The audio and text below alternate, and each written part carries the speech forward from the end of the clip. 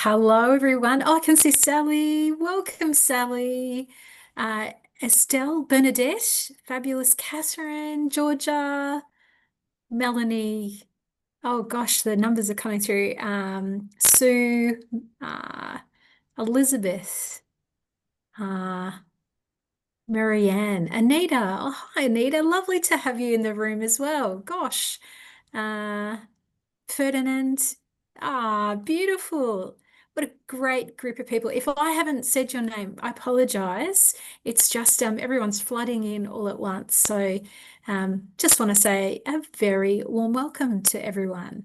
What a beautiful group of people to be joining us for this series two of Book Club. We have just half an hour together. We love to do a short, sharp book club. And of course, it is all about this wonderful book, Jacinta Parsons. Whoop. Oh, there we go. Jacinta Parsons' Wisdom of Age. And I will share my screen. Hi, Maria. Lovely to see you as well. Um, I will share my screen in just a moment so that we can guide ourselves through the book club. But I also want to just say that I've got a special guest here today. Maie is here with us. Would you like to wave so we can see Maie? There we go. Good Thank afternoon, everyone. So my co-host today is the wonderful Maie, and she is one of the wise women that have been featured in this book. So we were lucky enough to say hello to Jacinta at a presentation where she was talking about the book. And I had the great fortune to meet Maya at that event. And she said, yes, I'll come to your book club. I'll help you out, Rachel. So it's an absolute pleasure. Let me just share my screen and I'll just step us through. Now, when I share the screen, I'm just going to let you know I can't see you all then. So I was saying to Maya, if if anyone wants to talk, you don't hold back, okay? This is a very open and sharing space. Everyone is welcome here. And I'll rely on my good colleague Marnie to help me in facilitating that. So hopefully you can all see the screen now. You are here at the free webinar. We do record this so people can see it later, and those that have registered but will see it at another time. And I just really want to start off, firstly, by welcoming everyone and saying that I like to try and touch on First Nations way of welcoming. So Wominjeka, Murrumbik, Boondup, Wurundjeri Willamuu, Luik Kulin, Yalamboo Bar, Yurumboy. And that's acknowledging the Wurundjeri traditional owners, their ancestors and Kulin people, past and present. And of course, to those traditional owners that you might be dialing in from today, you're very welcome to add that into the chat. I'm here at the National Aged Care Alliance meeting, as it turns out, and my good colleagues NATSIAC are here as well, which we love to partner with. And now to the beautiful book, A Wisdom of Age. This has been a wonderful book for me to read while I'm traveling and in and out of meetings this past couple of weeks. In this section, we're traveling through the journey of a wisdom of age, a wisdom of rebellion. Love that. A wisdom of love and loss, and wisdom of courage. So what we traditionally do is we get a third of the book each time, and that's what we look at in each of the three webinars. So in this first section, what Maya and I have done is that we've looked at what what were some quotes that really sort of spoke to us. And so this is what I just want to kind of touch on. Maya, would you like to read out yours and your kind of response to that one? Okay. Rebellion is when we move to the beat of our own drum. I wasn't thinking so much about rebellion as about finding your own drumbeat and actually being able to hear it, which requires solitude, thought, and focusing on that little voice inside you that tells you where you are and where you might be going. Yep. Yeah, Over sounds. to you, Rachel. There's in few words, it's pretty powerful, isn't it?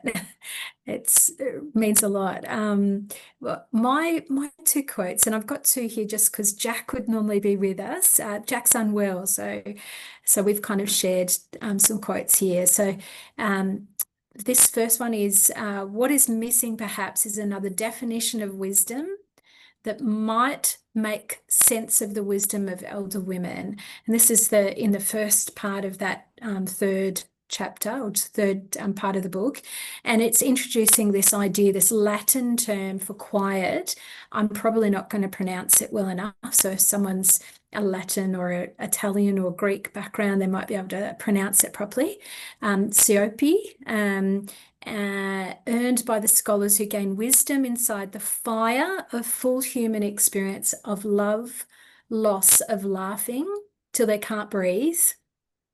What a good uh, experience when you've been with friends that you laugh so much that that happens, or with family. Of teaching someone to tie a shoelace, getting that knack of witnessing death. Of course, a great threshold that as we age, we experience more often the presence of reconciling their life decisions and of sitting around kitchen tables debating the purpose of everyday regular lives. And I think that's really nice that in the book, Jacinta is talking about the fact that traditional wisdom, what's lauded often by philosophers or, a lot of what is often talked about as great knowledge keepers, which are often male, very kind of patriarchal type symbols, that in fact there's another definition, and it is about this quietness of experience and the fire of this full human experience. I think that's just so beautiful. And I'll just say the other one, and then we're going to open it up to all of you. So the second one was Jennifer firmly believes in the restorative power of touch. Taking another woman by the hand in a warm, strong grip is incredibly powerful. Many adult women have not experienced this for years. And that was very poignant for me because when I arrived this morning, my plane was running late.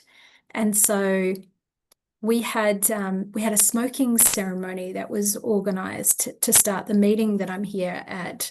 And of course, I was the connection to the elder who was coming to do that. And of course, my plane was delayed. So I had to ask somebody else to be that contact person. And I arrived just at the end, just as the smoking ceremony was finishing. And another person had a delayed flight as well. And it happened to be another female from another organization. And she immediately grabbed my hand and said, "We'll get to the end of it. Let's get there." And so we ran across the road safely together. And then I stood and I met Auntie Violet. And the first thing she did was grab my hands and then hug me, who was the elder doing the smoking ceremony. So I feel I really resonate with that. Now, enough of me, more of Maie and also of all of you. So here's some questions, but it doesn't have to be any of these questions. Please, who's got thoughts about this book or any of the quotes that we've talked about?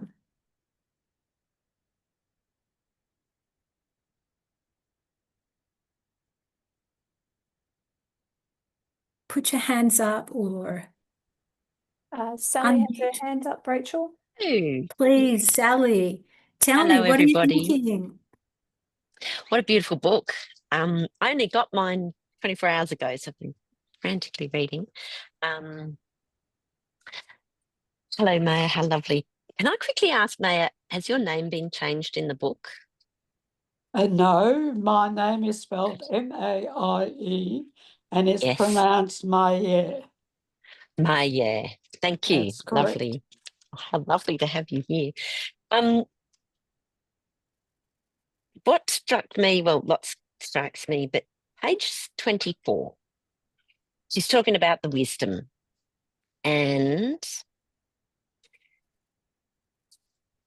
I can't remember who it is who's speaking. Freda's mother from Ukraine. Ah, It was yes. Freda, yes. And she's talking about how she lived through, her dad lost his job and then Second World War started and then he was killed and grandma was a widow, and talking about what she learned. People don't realise how lucky Australia is, the kind of abundance and opportunities we have lying around. If you don't know anything else, if you haven't experienced shortage or problems, you take it for granted. And then you get stressed about not having something during hard times. And what struck me was the different perspective of elders. They have a different perspective. People who live through depression and war, they have a different perspective as to what constitutes a problem and what is just something you deal with. And I realise that sometimes, catastrophize everything. You break a fingernail and suddenly that's the end of your day, sort of thing. But really, there are problems and there are things that we just have to deal with.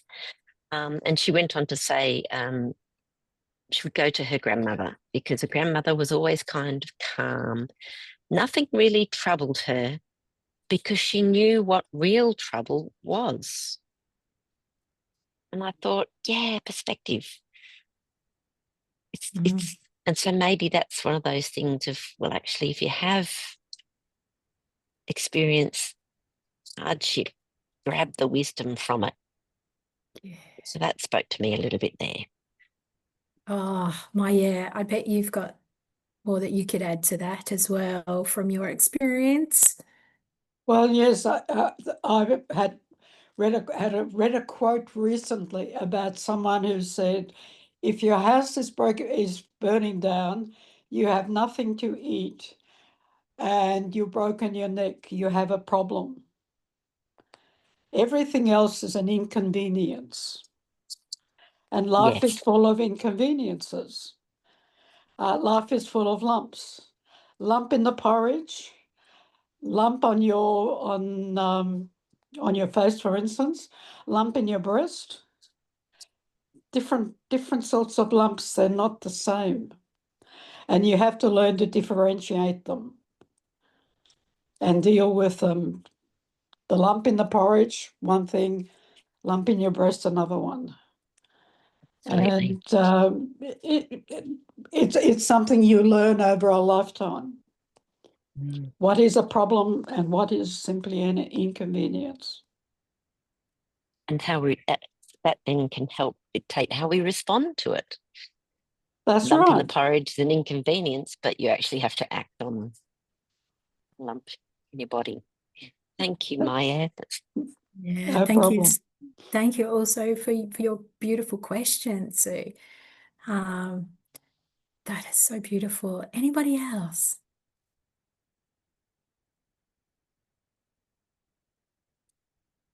Or even your response to the question or of what we've said so far, if you think that there's other aspects to it that we've missed.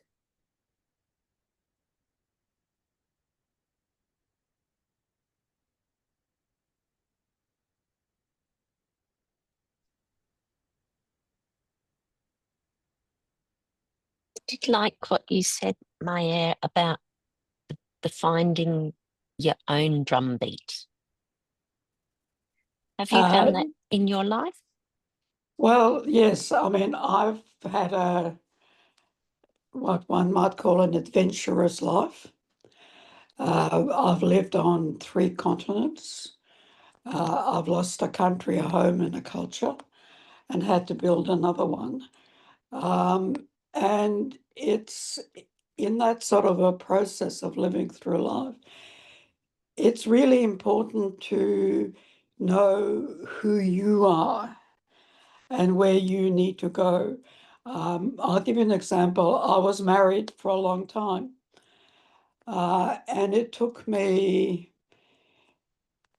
about 15 years to realize that I was living somebody else's life as a wife, and wasn't a particularly happy one.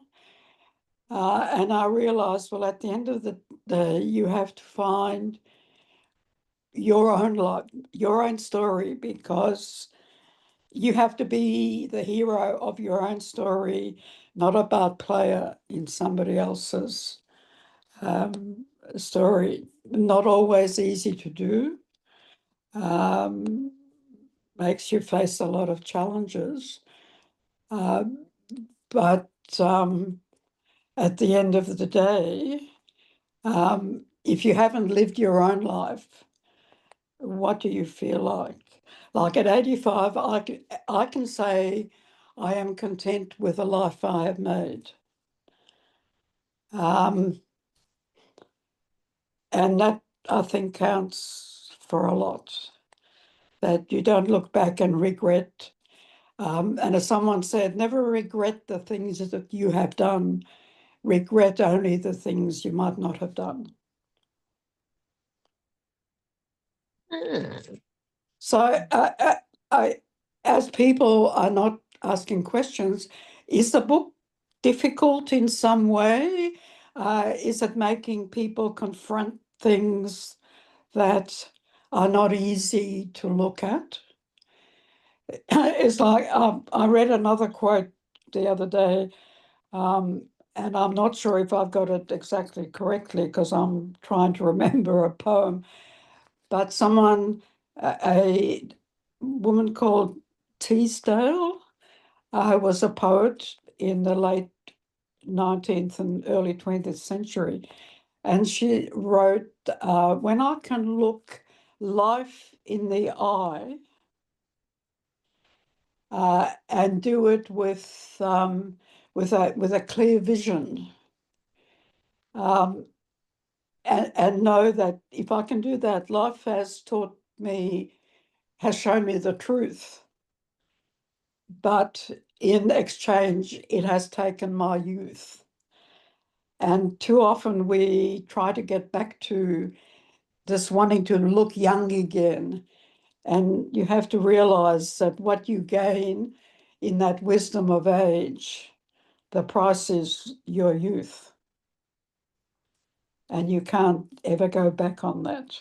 Now, I'm not sure if that's confused everyone even more, but it's important to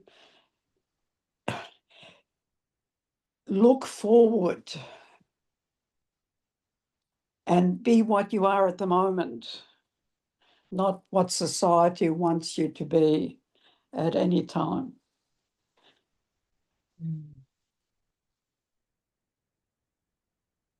Over to you, Rachel.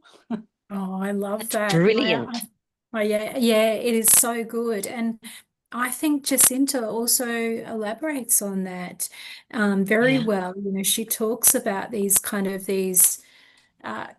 I'm going to say these kind of little lies that society sort of puts for women, and kind of the adoration of youthfulness, and that youthfulness means that it has this vitality and currency to it. And so as women age, and and not to say that, if anybody wants to do their kind of, cosmetic procedures and things like that, that's, to anybody's, respect to that. But eventually, obviously life, and our things change, things become less than they were that we might have measured in the past. things change. You can't stop that. And but as you said, Maie, you are gaining, there's a ripening of knowledge, of wisdom, of contribution, um and yeah, we have to realize it is okay to have this exchange. Something else has to shift in order for other things to emerge, and this knowledge and wisdom that's birthed through that. I love how you were talking about seeing yourself eye to eye and be able to have clear vision.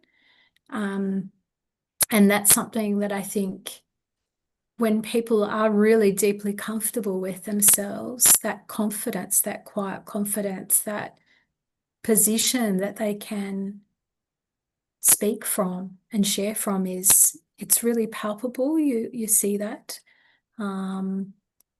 So and I think that is definitely something that comes with age. Doesn't have to, but I think it definitely comes from age. But I don't know, what does anyone else think?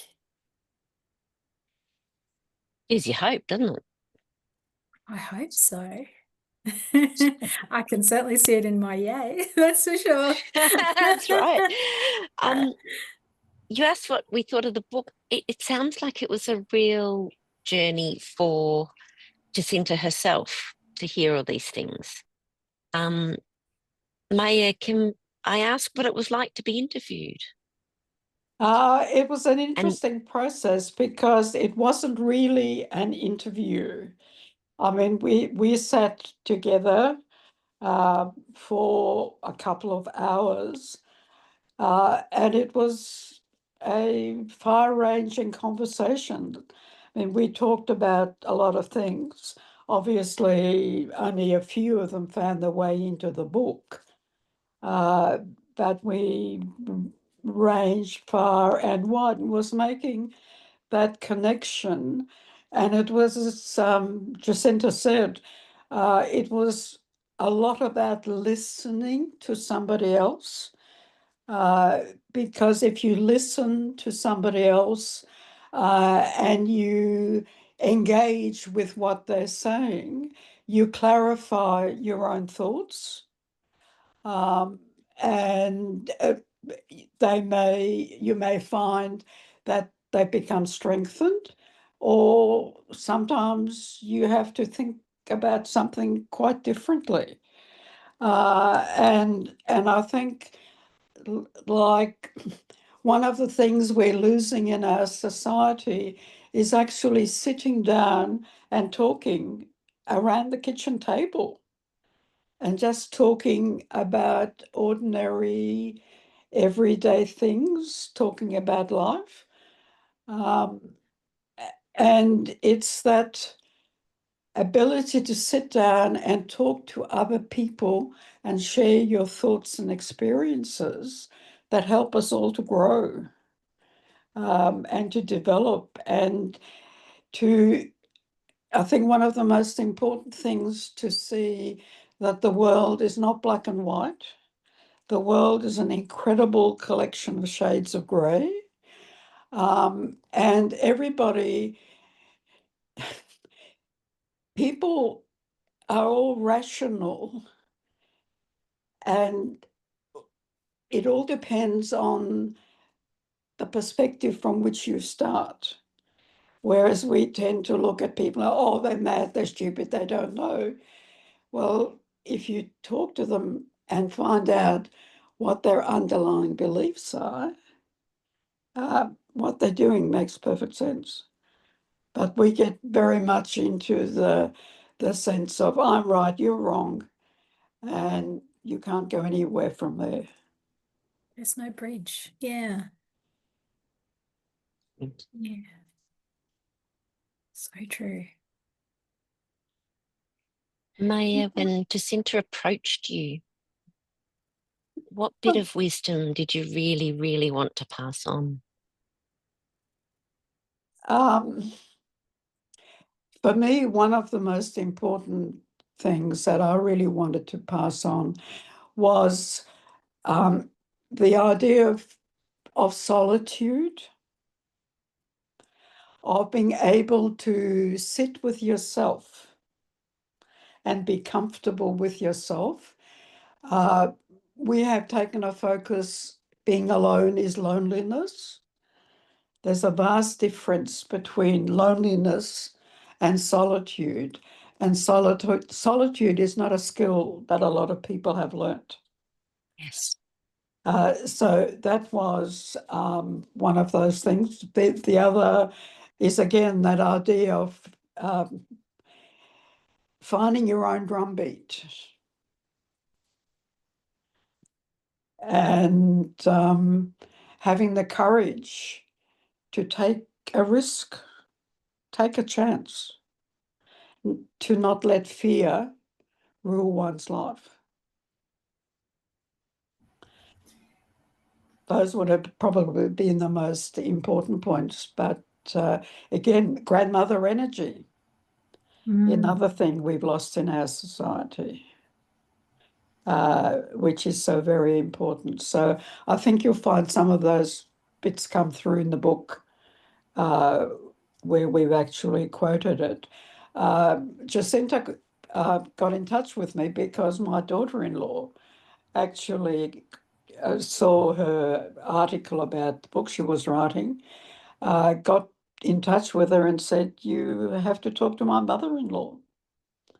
And that's how Jacinta and I got together. That's lovely. Thank you. Beautiful connection. I and totally dispels some of those tropes about daughter-in-laws and mother-in-laws as well. I think, you know, that's just, it is such a beautiful relationship that sounds like you have with your daughter-in-law, Maie. Well, I've had both experiences. This is my son's second relationship, and the first daughter-in-law was absolutely atrocious. So I'm making the most of this experience. Doesn't have to be, yeah, bad. No, it Yeah, doesn't have to be bad. People can be difficult, yeah, yeah. and I think, and there's a lot of mythology in our society about mother-in-laws. It's interesting that there aren't the same horror stories about father-in-laws, yeah. which has always intrigued me. Yes. And there's a whole section there that we haven't covered on the rebel girl, the rebellious girl, and some of that area. Now we actually are almost at a finish. So I think we've probably got time for one last question, or one question to Maie or about the book. Any other comments, thoughts from anyone? Sally, thank you so much for your beautiful questions too. Please keep asking those questions. They're really, really insightful. Rachel, I was wondering if I could just clarify. I haven't been in the book club with this before. It's just about the process. Like I've only got the book yesterday too, so I wasn't aware that we were looking at 4 chapters today. Is that the process for each time we gather, that we look at certain chapters, or? Yes, thank you so much for the question. Yeah, apologies. We usually have a little bit of more instructions about it. We cover a third of the book each time, but yeah, it is a reflection of what people have read in that section. So you are correct. We have covered already a third of the book Okay. till now. Yeah, 'cause I Yes. thought, So the chapter headings and the extra quote beside it, I mean, they're wonderful topics, and it's good to have the time to reflect and to come with some ideas to share. So yeah, I'd love to hear from you next time if you're yeah, if you're if able we know to. how many chapters we're going to focus on, would be Yeah. helpful to me. I'm not sure about anybody else, but Yes, yes. Well, we'll make sure we have on the next event tile. So okay. certainly the next one we'll start at page 98. So wisdom of resistance, but I'll send an email around. We'll follow up on this and it'll go to page let's see, final third will be to 187, page 187. So from page 98 to 187 would be the next section. And I would absolutely love, I'd much rather actually hear from all of you and from Maie, of course, in the next section. So I just really warmly welcome you to come and be with us next time. And there's some beautiful quotes in the comments and the chat. And I would love to have read them all out, but I might just share those back out to people. And before we go, because our time comes to an end, I can't believe it, is that I wanted to firstly thank Maie for being with us today, and thank you for continuing with us on this journey in the next few book club meetings. It's an absolute delight. And I just wanted to share this poem, which actually features in the book. It's a short extract, poem from Keep Quipping from Gao Sheng, and they say, stand tall like a pine tree, move gracefully like the wind, fill the heart with tranquility, sit steadfast like a mountain. The universe and the sky, our hearts resonate. In this life and the next, our eternal aspirations will never be forgotten.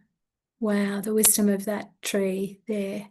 Thank you so much. It is such a delight. I hope you can join us next book club. That would be an absolute delight. Thank you.